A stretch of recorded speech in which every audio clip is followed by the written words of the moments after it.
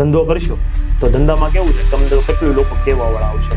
મને લોકો એટલું કહેતા કે ભાઈ તમે ચટણી વેચવા આવો છો તો નહીં આવતા, અમારા હાલે જ છે, અમારી બીજી કંપનીની આવે છે, એવા અપમાનજનક એ શબ્દો અમને ડેરી બેકરી સુપરમાર્કેટ વાળા બોલતા. હું જ્યારે પોતે માર્કેટ કરતો ત્યારની વાત કરું.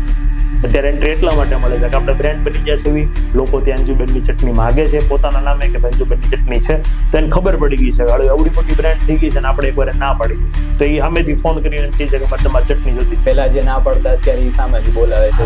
9 મહિના સુધી મેં પોતે માર્કેટ કરેલું છે. દુકાનો સુધી જવાનું, સેમ્પલિંગ કરવાનું, એને સમજાવવાના કે લસણ ચટણી શું છે, ગ્રીન ચટણી શું છે.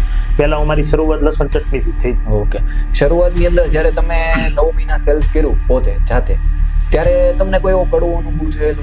તો 3000 રૂપિયા આપ્યા નહીં, એ મારી ચટણી ત્યાં પહોંચી ગઈ, એનું સેલિંગ ન થયું, એને ડેમેજ કરી દીધી, ફોન નો રિસીવ કરે, એટલે મતલબમાં મારી એટલે મેં ઉતાવળું પગલું લીધું. એટલે કોઈ તમને ખબર છે કાશીનું મરણ ને સુરતનું જમણ એ પ્રખ્યાત છે, પણ જ્યારે હું માર્કેટમાં આવ્યો ને 2021માં ત્યારે લસણ નામ ચટણી નહોતી.